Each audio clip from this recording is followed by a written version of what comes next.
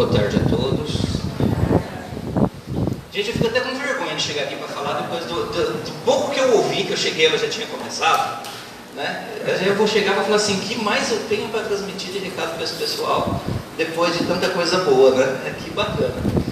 Muito obrigado, tá? Muito obrigado, muito obrigado à casa, a todos vocês por estarem aqui, que a gente possa compartilhar um pouquinho aí de ensinamento da doutrina espírita, e da parte prática, né, de como pegar toda essa codificação que foi feita por Kardec, que foi feita por tantos trabalhadores durante anos e anos, na verdade séculos já, né?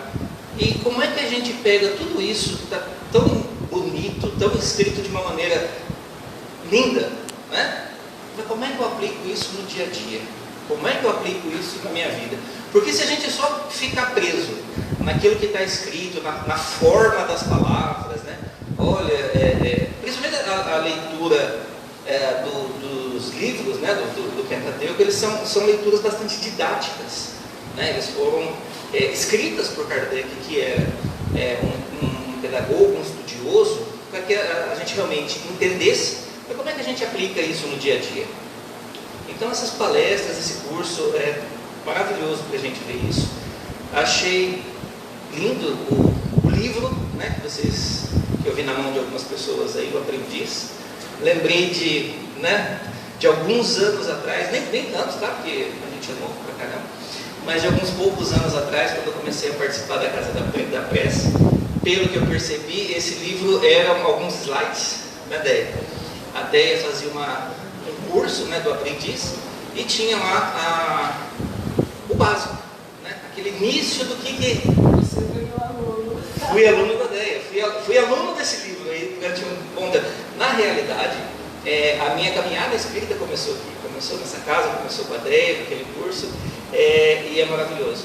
Eu hoje enxergo que eu ainda tenho um longo caminho pela frente, mas eu já enxergo o caminho, né? Antigamente eu nem achava que era possível ter qualquer coisa, porque normalmente a gente busca a espiritualidade, né? ou pelo amor ou pela dor, né? No meu caso, na época foi pela dor, e hoje continuo pelo amor. Acho uma doutrina reconfortante. Tão reconfortante que esse foi o tema que eu trouxe para trabalhar com vocês. Gostaria de falar com vocês a respeito da esperança, né? A esperança que constrói a alegria. Então, o Evangelho segundo o Espiritismo nos diz que a esperança e a caridade são consequências da fé, são filhas da fé, na verdade, ele coloca. Essas três virtudes são uma trindade inseparável. Não é a fé que dá a esperança de ver se cumprirem as promessas do Senhor? Mas se não tendes fé, o que esperais? Não é a fé que dá o amor, mas se não tiveres fé, que reconhecimento tereis e por consequência que amor? Então assim, eu já em outras oportunidades estudei bastante sobre a fé, bastante assim, né? No meu tamanho ainda muito pequeno, mas já estudei um pouquinho sobre fé, já estudei um pouquinho sobre a caridade, já falei um pouco sobre a caridade, mas não tinha falado ainda sobre a esperança. E eu achei que isso, que o momento que nós estamos passando hoje, ele faz muito sentido que a gente comece a entender essa visão da esperança, a visão espírita da esperança no nosso dia a dia, no nosso contexto como seres humanos, como planeta Terra. Como é que isso se dá, né? É possível ter esperança nos dias atuais?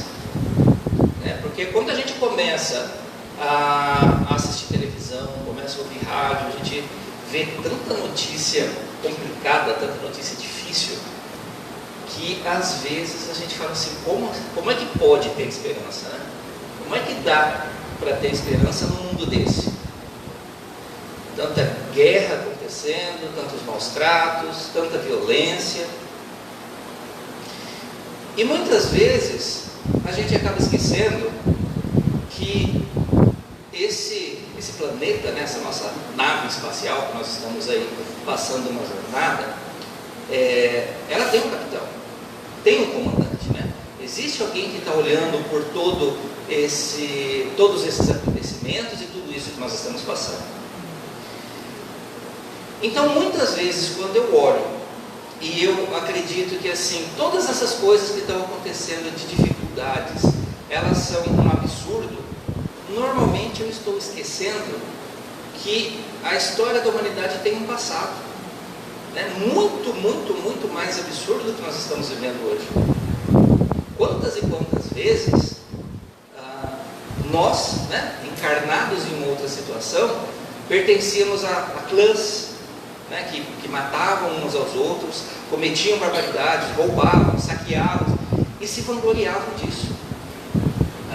Hoje, quando a gente vê uma situação como essa acontecendo, nós nos escandalizamos.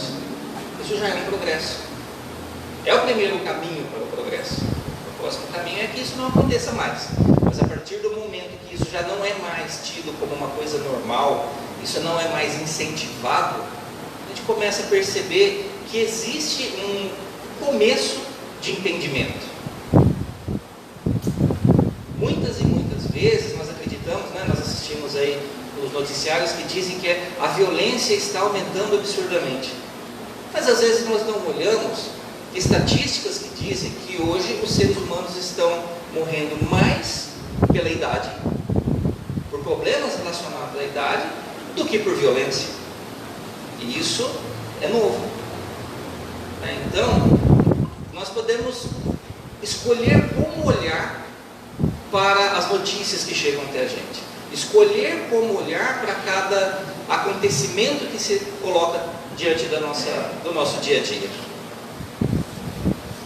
Quando nós dissemos que uma mulher sofreu uma violência doméstica, né, uma violência dentro de casa, e nos indignamos.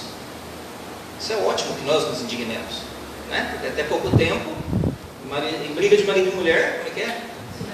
Ninguém metia colher, ele deixava o negócio acontecer lá e pronto, não estava nem aí. Hoje em dia já achamos um absurdo. Hoje temos delegacia da mulher, temos conselho tutelar para violência infantil. Então começamos já a entender, a criar mecanismos de refrear algumas situações que sempre aconteceram. Então a gente não deveria olhar para esse tipo de coisa e falar, nossa, nós estamos perdidos, não temos mais solução.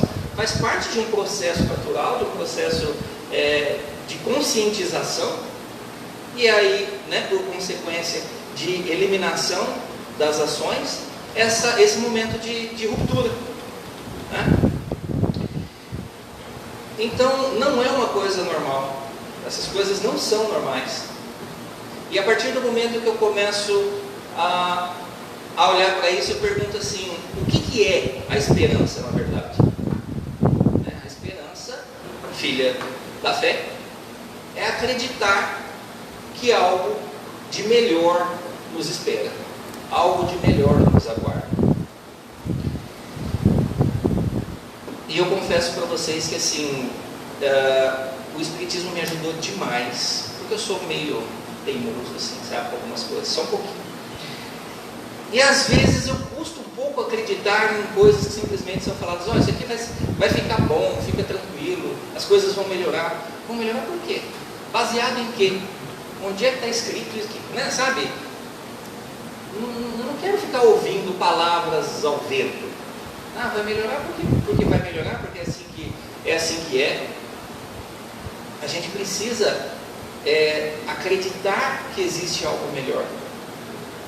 Isso que eu achei bacana nas palavras da doutora Elaine aqui, que é a questão da compreensão. A doutrina espírita, ela nos dá uma noção muito clara de começo, meio e fim. Ela nos coloca que somos todos filhos de Deus, que é soberanamente justo e bom. Soberanamente significa que Ele é justo e bom, acima até da minha compreensão. Eu não compreendo a bondade e justiça de Deus. Isso não quer dizer que Ele não seja. Isso só quer dizer o quão pequeno é a minha compreensão. O quão pequena é a minha compreensão. O quão pequena é o meu entendimento sobre a vontade de Deus. E aí, uma pessoa um pouco mais teimosa, quanto mais eu tento compreender, mais fácil fica de eu entender algumas coisas. E a doutrina nos permite isso, né? Ela nos traz algumas situações onde ela nos mostra o porquê ter esperança e que é possível que a esperança aconteça. né? Então, eu começo a pensar assim, é possível ter esperança nos dias atuais, né? Apesar de tudo? Primeiro precisa a gente entender o seguinte, né? Quando é que a gente tem que acreditar e tem que ter esperança? Nos momentos difíceis, né? Porque nos momentos que está fácil, que está tudo tranquilo, a gente não pensa nesse tipo de coisa, né? A gente não pensa em comer quando está de barriga cheia, a gente não pensa, né, em descansar quando você acabou de acordar, né? São justamente nos momentos de tribulação, nos momentos onde a nossa vida parece que está passando por um furacão, que está tudo errado, que o relacionamento está um caos, que a minha família está uma baderna, que o meu emprego acaba. Nesses momentos que a gente olha e fala, cara, o que está acontecendo? Então, é nesse momento que a compreensão de um Deus, de um Pai soberanamente justo e bom, e que me ama, essa compreensão é necessária justamente nesse momento. E aí a gente precisa começar a decidir o que a gente quer. Estamos num momento difícil, estamos passando por uma situação difícil, mas entendemos que existe um Deus que está ao nosso lado. Então, para onde eu vou olhar? Né? Tem um filósofo que diz assim, toda vez que você se vê diante de um problema, você vai olhar para uma porta fechada, e nessa porta você vê que tem uma fechadura e tem uma maçaneta, né? A maçaneta, ela abre a porta e a fechadura acaba de trancar, acaba de fechar. Para onde você decide olhar? Porque a porta está ali. Você decide olhar para a fechadura e ficar reclamando, né? Clamando novamente, dizendo que não tem solução, dizendo que aquilo ali não tem o que mudar, ou de repente você olha e fala, espera um pouquinho, não é possível, né? Não é possível que Deus tenha me esquecido aqui, um zilhão de pessoas na face da terra. Ele olhou e falou, não, agora é a vez daquela pessoa ali, eu vou sacanear ela, não é essa. Então, uma das coisas que a doutrina espírita nos coloca assim, que é fantástica, é justamente quando nós encontramos nesse momento, é parar e olhar, deixa eu ver o que é que eu não estou compreendendo, que situações que eu posso mover, que eu posso mudar, de repente, que eu posso, atitude eu posso tomar, ou que atitude eu tomei lá atrás que me colocou na situação onde eu estou hoje, né? E aí, como nós dizemos, né, quando a gente diz que a esperança, ela vem principalmente em momentos de sofrimento, acho que é importante a gente falar um pouquinho sobre sofrimento, ou não. A gente já sofre bastante, já não precisa falar sobre isso. De repente, né, fala, cara, já estou graduado e pós-graduado em sofrimento já. Mas de repente é importante a gente entender o que é o sofrimento, o bem e o mal sofrer, né? Tem um capítulo lá, se não me engano, no Evangelho, em uma das obras, se não me engano, no Evangelho, que fala sobre o bem sofrer e o mal sofrer, né?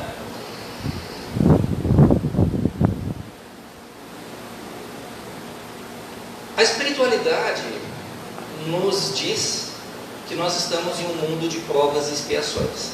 Sem entrar muito nesse mérito, né? O planeta, nós temos uma classificação de planeta, né? com várias etapas, e o planeta Terra hoje, ele é um mundo de provas e expiações, né? Não é mais um mundo primitivo, né? Nós não mais nos matamos para poder pegar um pouco em cima de uma árvore, né? Como já fizemos tempos atrás, mas também ainda não estamos em um mundo extremamente feliz, onde nos ajudamos, somos caridosos e compreendemos os nossos irmãos, né? Estamos no caminho. E o planeta hoje, né, ele é classificado como um planeta de provas e de expiações. Prova é uma resistência ao bem, não é? Todo mundo sabe que é uma prova, né? A gente vai, estuda, de repente você é colocado diante de uma situação para ver se você aprendeu. E a espiritualidade, ela faz isso com a gente na prática, é isso que dói um pouquinho, né? Se só perguntasse, a gente levantava a mão, respondia e estava tudo, mas não, ela coloca na vida da gente, né? Vamos passar uma situação aí para ver se você entendeu aquilo que você precisava aprender. E o que você precisava aprender é diferente do que o teu colega da cadeira ao lado precisa aprender. É diferente do que aquele colega que mora na mesma casa que você precisa aprender. Por isso, as pessoas enxergam situações iguais de maneira diferente. Cada um tem a sua visão de mundo, cada um tem a sua experiência, né? E a expiação é uma oportunidade de um resgate, vamos dizer assim, né? Nós vamos falar um pouquinho mais de expiação daqui a pouco. Então, se a gente entender que nós estamos em um mundo de provas e expiações, acho que 90% do nosso sofrimento ele já diminui. Porque o que acontece no mundo de provas e expiações? As pessoas que estão lá são felizes o tempo todo?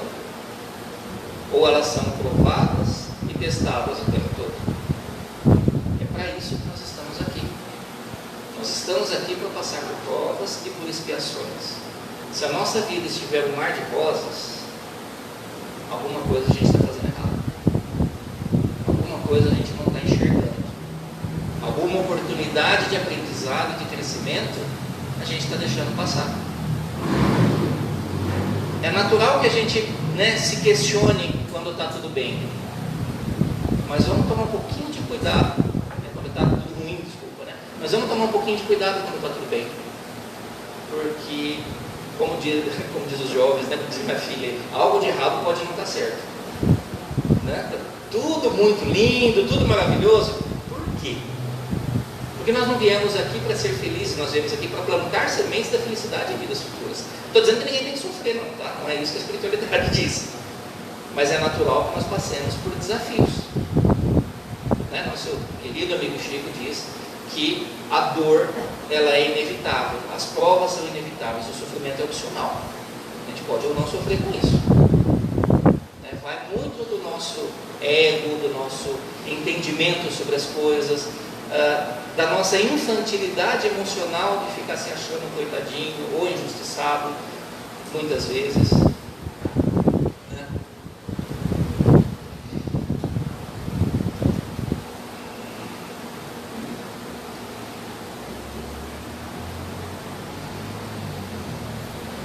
Então aí nós nos perguntamos assim, por que nós sofremos? Primeira pergunta, né? Por que sofremos? Cada um sabe, pessoal? Cada um imagina o que está sofrendo? Não teríamos tempo, nem temos necessidade, óbvio, de ficar perguntando por um, né? Por que a gente sofre? Mas quantas vezes a gente acaba acontecendo que alguém vem falar, né? Poxa, eu estou sofrendo por quê? O que vem depois da reticência, né? Por que reticência? Normalmente é o meu marido ou minha mulher não me compreende, os meus pais não sabem lidar comigo, meus filhos não me tratam bem, ou o meu patrão não me dá o meu devido valor, tudo aquilo que eu gostaria acaba não acontecendo. E a gente tem o hábito de colocar o nosso sofrimento e a nossa felicidade na mão de outras pessoas.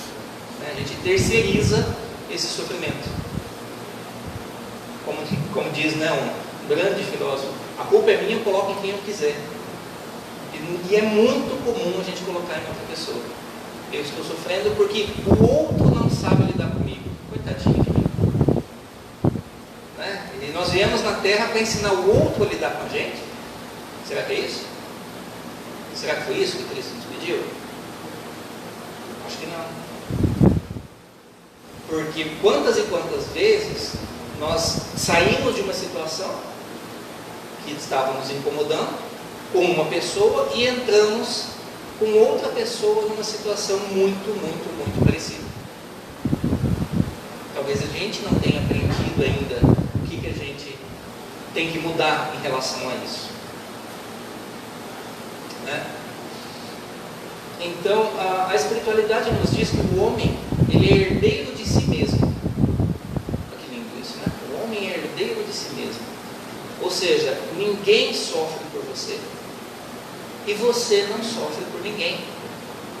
Todo o sofrimento que você está passando, ele é seu. Ele pode até ter sido trazido até você por outra pessoa, porque é necessário, né? Você precisa sofrer uma desilusão, você precisa sofrer uma perda, isso tem que vir através de uma outra pessoa. Mas a lição é sua. É você que precisa aprender a lidar com aquilo.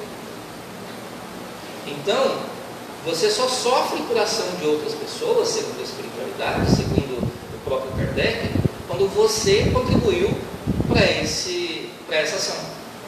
Quando você incentivou alguém a fazer algo que não deveria ter feito, ou não impediu alguém de ter feito algo que você poderia ter impedido, você sabia que era para o bem. Então você fica meio que co-criador daquela situação. Então o que você está passando é porque você tem que passar. E essa compreensão, né, esse entendimento, ele é absurdamente importante para que a gente comece a ter uma esperança. Porque isso passa. Isso vai passar. A gente não veio aqui para sofrer. Eu não sei se vocês têm a impressão, na Bíblia está escrito, né? Eis que vos envio como ovelhas em meio aos lobos. Vocês já tiveram essa impressão, às vezes, que a gente está no meio de um monte de lobos, assim, né? Tem algum lobo aqui? Não? Somos todos ovelhas? Então a Bíblia está errada. Né? Porque quando a gente vê isso, a gente só se acha a ovelha. Né? Meu Deus, eu sou a ovelha e todo mundo em volta está querendo me prejudicar. A gente esquece que às vezes a gente é o lobo da história. Quantas e quantas vezes a gente pode estar sendo lobo na história de alguém? Ou pode estar sofrendo consequências de ter sido isso no passado.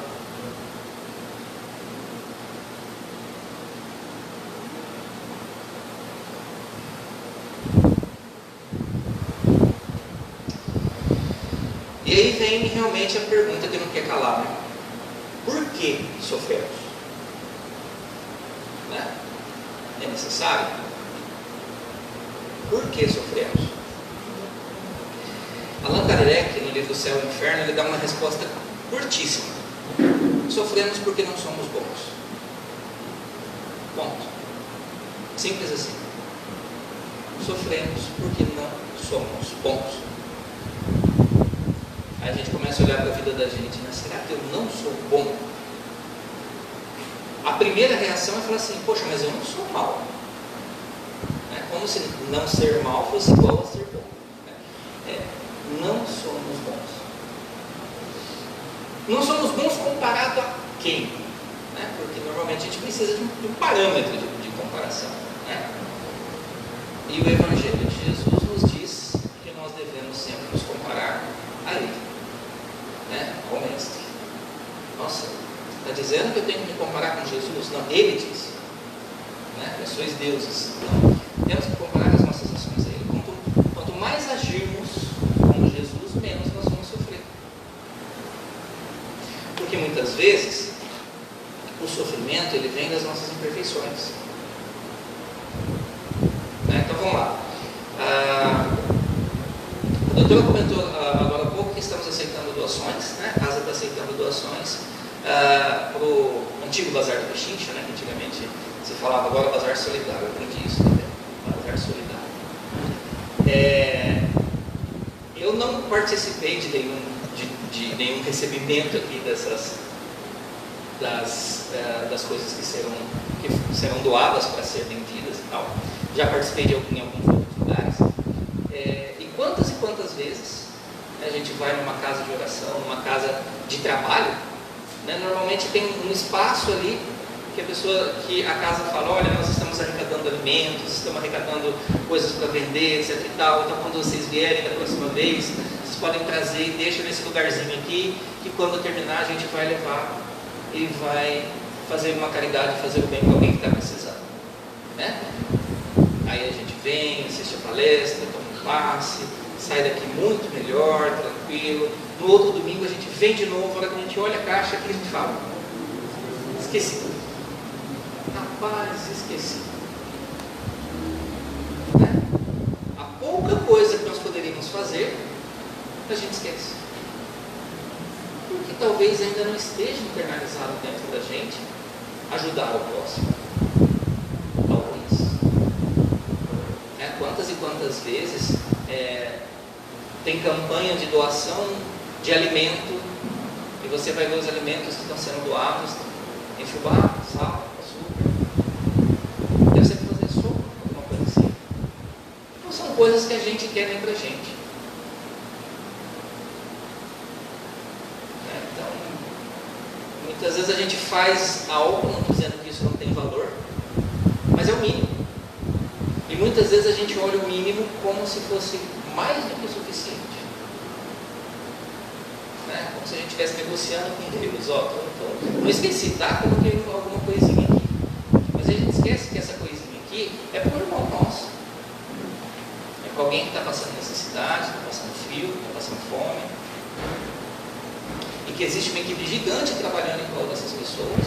E a nossa pequena participação vai trazer alguma coisa. Quando a gente não esquece. Então, será que estamos sendo bons? Porque não somos bons, né? Por isso a gente sofre.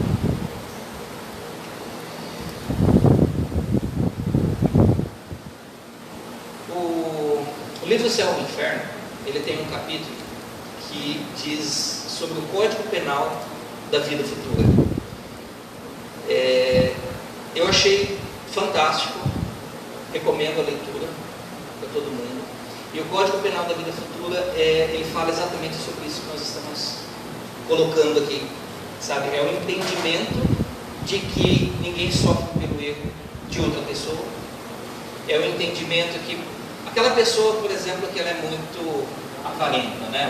Ela tem um apego muito grande aos bens materiais. E quando a gente fala isso, dá a impressão que a gente tem que pegar tudo que a gente tem e sair esparramando. Não é assim também, né?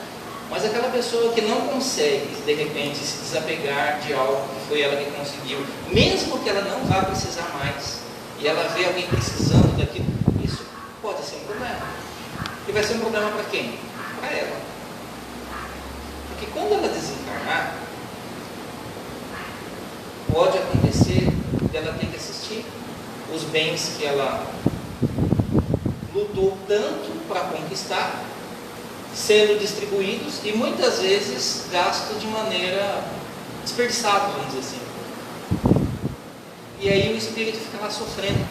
Gente, sabe quanto que eu lutei para conseguir isso aí? Tá, lutou, conseguiu, foi embora sem. E daí? Então, de repente o sofrimento que essa pessoa está tendo por ver esses bens serem gastos ou desperdiçados dessa maneira, está ligado à imperfeição de não saber soltar, de não saber distribuir. Quando de repente a pessoa falece e ela vê a vida dela sendo exposta, inúmeras e inúmeras coisas que ela falou, deixou de falar, fez, deixar de fazer, isso está sendo exposto para várias pessoas. Se é uma pessoa sacana, né? Ela vai se incomodar com isso. Para aquela pessoa que não tem essa imperfeição, simplesmente não vai fazer a menor diferença. Então, o sofrimento está ligado a uma causa que está dentro da gente. Normalmente, essa é a questão. Vamos olhar para dentro da gente e entender o que a gente está sofrendo, onde é que está a causa. O que está gerando esse sofrimento em mim? As pessoas não entendem, primeiro, por que eu tenho que ser assim, tanto assim. Por que as pessoas precisam me amar tanto assim? E segundo, como é que eu me relaciono com as pessoas? O que eu dou a elas?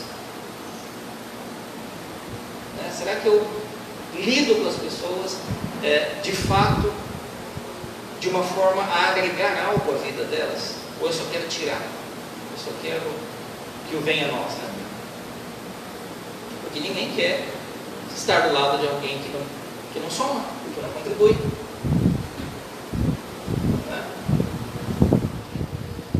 Então o Código Penal, ele basicamente ele fala três coisas, são 32 pontos, mas basicamente ele vai falar três coisas, tá? Todo sofrimento é inerente a uma imperfeição sua, não de outra pessoa, tá? Ninguém sofre como um erro alheio, e toda punição é proporcional ao delito.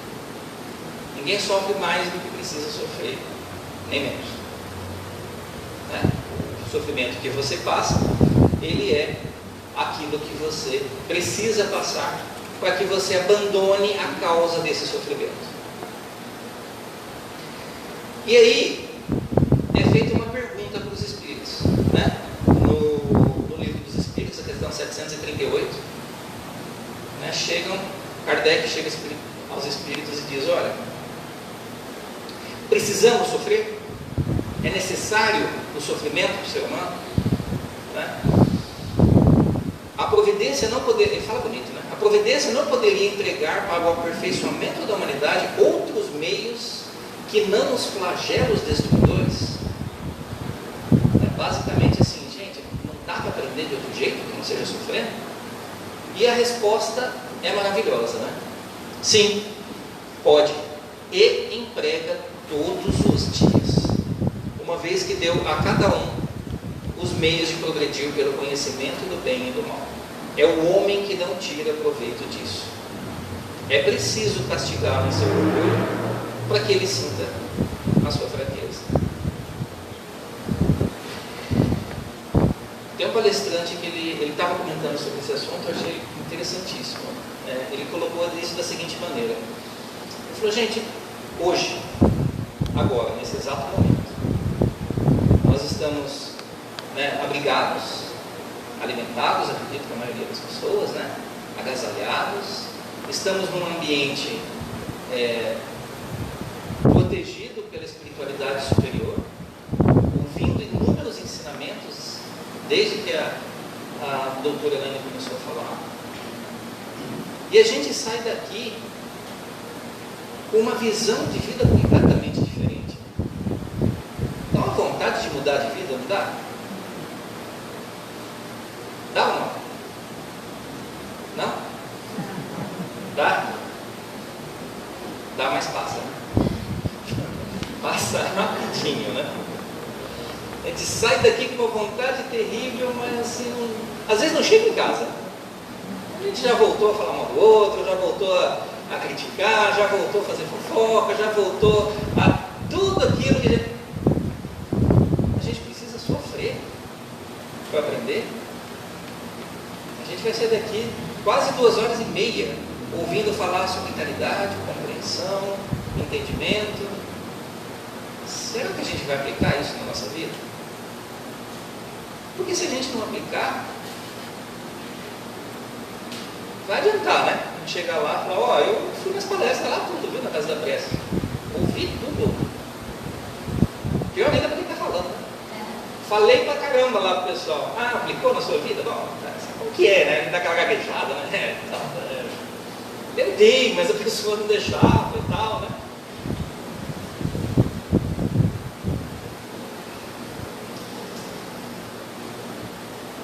E quantas e quantas vezes, por que é complicado falar de sofrimento? Porque às vezes a gente, eu não sei você, mas eu já me senti muito injustiçado. Já sentiu isso? Por que comigo? Né? Por que eu? Velho, eu não fiz nada para merecer isso. Eu não fiz nada para estar passando por isso aqui. Então, Deus é injusto? A gente fica assim, né? Dá para falar que Deus é injusto porque, né, pega mal, né? Pega mal falar que Deus é injusto, mas eu estou sofrendo injustiça. Né? Por que a gente acha que está sofrendo uma injustiça? Toda vez que a gente acha que está sofrendo uma injustiça, primeiro a gente está esquecendo desse parâmetro, né? Deus é soberanamente justo e bom. E como assim está acontecendo algo comigo que eu, cara, não fiz nada para merecer isso, qual final? Aí vem a espiritualidade e fala para a gente assim, olha, você só tem uma vida, mas você tem várias existências, tem várias encarnações. Quantas e quantas vezes acontece alguma coisa com a gente faz alguma coisa de errado para outra pessoa, e a gente não reconhece que fez aquilo de errado. Não fiz, não. Não fiz, e eu morro falando que não fiz. Né? Morrer falando que não fez resolve a vida de alguém? Não resolve. Porque você vai ter que reparar isso aí de qualquer maneira. E aí, se você morreu sem sequer reconhecer o erro, quando é que você vai reparar? Uma outra oportunidade. Ou no plano espiritual. Né? Mas mais comumente uma outra oportunidade.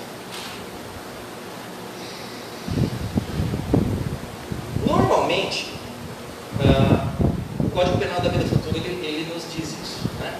A reparação, né, quando nós cometemos um erro para uma outra pessoa ou para a vida em si, ela passa por 3 fases, 3 etapas.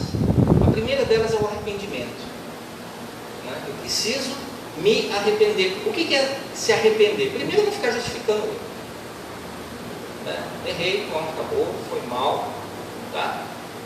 É que hoje a gente acha que chegar para a pessoa e falar assim, foi mal, está resolvido, né?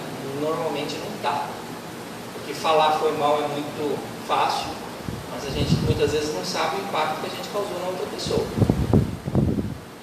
Mas de qualquer maneira, essa é a primeira etapa.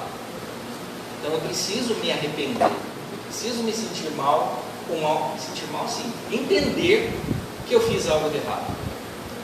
E normalmente quando a gente entende que fez algo de errado, a gente se sente mal, né? Então é preciso a consciência do que aquilo aconteceu. E essa é a primeira fase. Aí eu cometo algo de errado, não tomo sequer consciência, morro, vou para o mundo espiritual, renasço.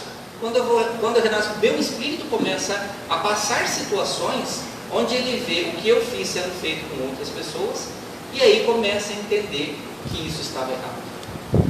Então a primeira fase, que é a fase do arrependimento, isso é do espírito, não é da nossa encarnação. Muitas vezes ela não acontece, muitas vezes, né? Nem sempre, às vezes a gente passa as 3 etapas da mesma encarnação, mas muitas vezes não. Então a gente tem a questão do arrependimento, que é o primeiro. Segundo vem a expiação, né? Expiação é a oportunidade de fazer novamente, a oportunidade de sentir como aquilo impactou a vida de outras pessoas. Vamos imaginar que assim, eu queria muito comprar um carro, né? E eu trabalho pra caramba, é uma dificuldade gigante a minha vida, mas eu vou lutar, vou batalhar, eu vou numa concessionária e eu vou comprar um carro, vou parcelar em 60 vezes. Vou receber em casa aquele carnê desse tamanho assim, parece um travesseiro, né? A gente olha e começa a acreditar em reencarnação, né? Você fala, não, essa vida eu não acabo de pagar esse troço aqui, né? Aí a gente paga 5 parcelas e o carro é roubado. Ou vem alguém e bate no nosso carro. A gente fala, nossa, que injustiça, né? Batalhei tanto para conseguir isso, agora que eu consigo, acontece um negócio dele. Mas a gente não pensa que às vezes desse carro roubado ou dessa batida, isso foi justiça.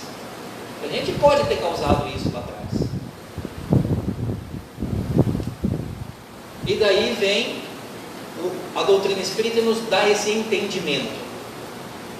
Então eu olho para o meu carnê que eu tenho que acabar de pagar, lembro do carro que eu não tenho mais, e não precisa se sentir feliz com isso, tá? Não dá, pelo menos não está escrito em lugar nenhum que a gente tem que ser feliz, mas não precisa se revoltar, né? A gente precisa entender que Deus é bom o tempo todo, né? O tempo todo Deus é bom. Então eu posso não compreender, mas existe algo ali que eu preciso aprender. E não adianta a gente ficar se martirizando, né? Tentando, se achando injustiçado, reclamando, falando mal de um e de outro, etc e tal. Gente, aceita que é menos e pronto, né? Essa é a segunda fase da expiação. E temos a terceira fase, que é a reparação, né? Quando a gente tem que devolver para outra pessoa algo que eventualmente nós tiramos dela. Devolver de repente para a vida, tá? Não tem necessariamente que ser devolução para a mesma pessoa de quem a gente tirou, porque senão ficamos todos presos em ciclos infinitos aí, pelo amor de Deus, né?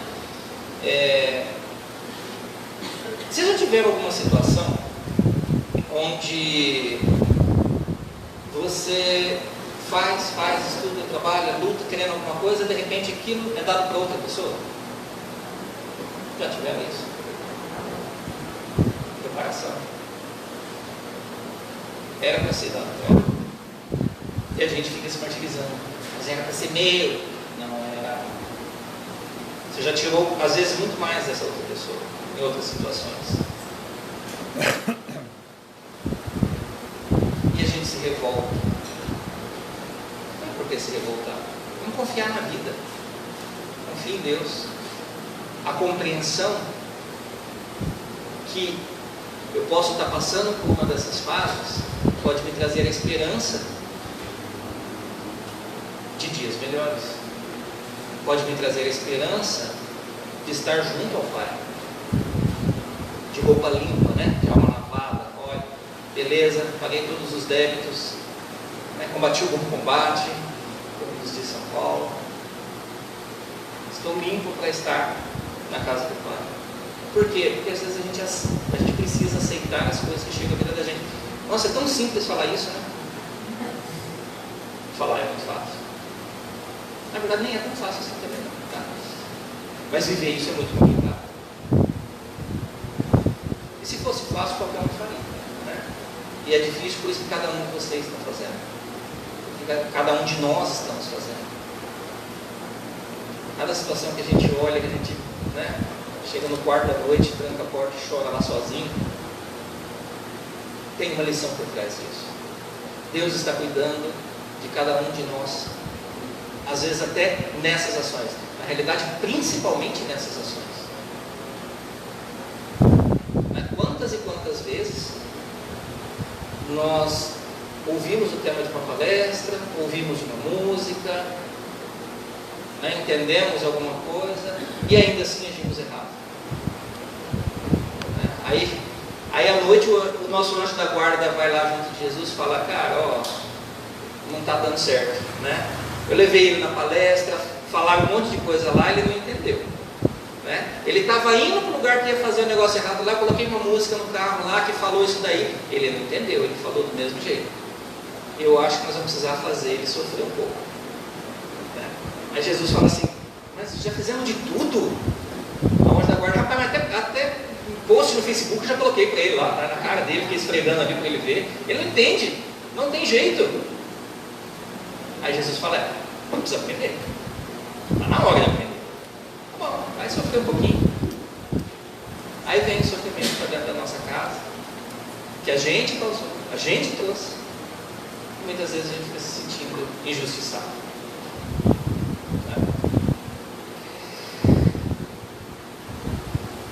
Rapaz, por isso que eu falo de esperança. Cadê a esperança disso? Então vamos lá, só complementando o que a doutora falou mais uma vez: compreensão. Vamos compreender que nós mesmos podemos, nessa vida ou em outra, ter causado tudo isso que a gente está passando. E o Código Penal da Vida Futura também nos diz que ninguém sofre mais do que precisa sofrer. Se você está sofrendo por ser egoísta, eu vou sofrer eternamente? Não, só enquanto você for egoísta. Deixa de ser. É simples, né? Rapaz, todo mundo fica me excluindo do grupo só porque eu falo a verdade. Será que as pessoas querem ouvir a sua verdade? Será que na sua verdade tem caridade? Ou você é só um fofoqueiro? Porque às vezes a gente enxerga quando o outro é, mas não enxerga quando a gente é, né? Quando nós entendemos e mudarmos a nossa situação, quando a gente muda o que a gente planta, naturalmente o que a gente colhe começa a ser diferente. E temos um filósofo, né? O Cortella, eu gosto muito dele, que ele começa a falar sobre esperança. Ele diz que tem dois tipos de esperança, né? Tem a esperança onde eu sento e fico esperando, né? A esperança da espera, né? Do esperar. E tem a esperança do verbo esperançar, né? É quando eu olho, eu não preciso ir longe, tá? Vamos lá, eu estou voltando para casa vou fazer uma visita com um parente que eu gosto muito, tá? Ele mora longe, eu vejo muito, há pouquíssimo tempo. Eu sei que ele gosta muito de amendoim, por exemplo. Gosta muito de terra do amendoim. O que nós vamos fazer normalmente, né? Vamos comprar uns pacotinhos de amendoim, com uns temperos diferentes, com alguma coisa bacana.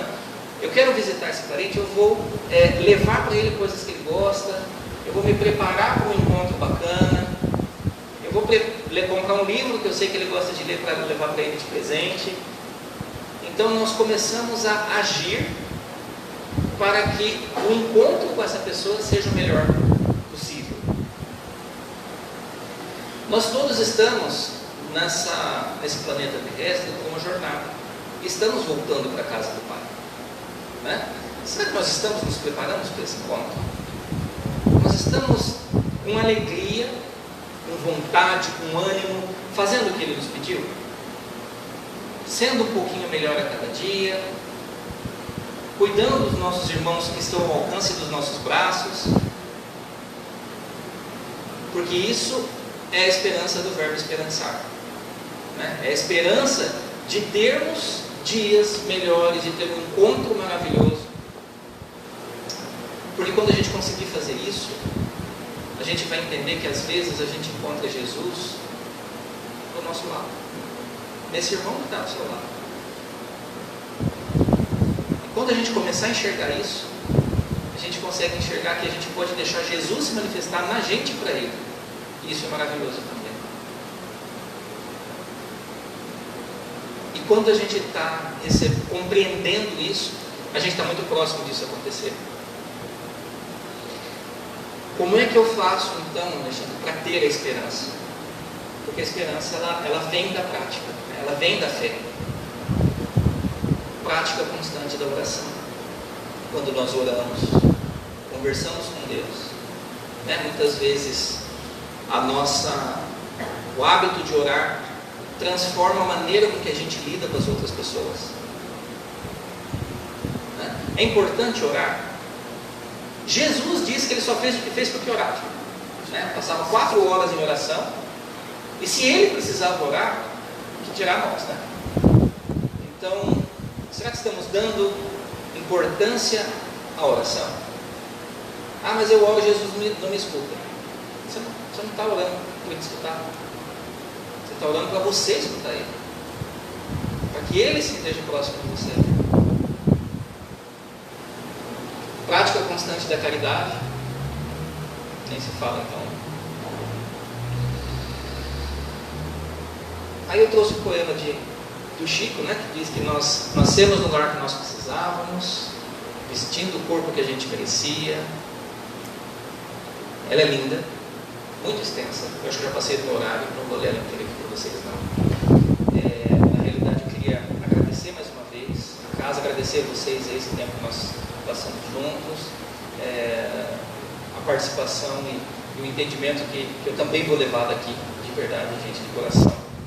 E vamos aí entender e ter a esperança de que nós podemos transformar essa nossa encarnação na melhor de todas, pelo menos até agora, né? Muito obrigado, gente.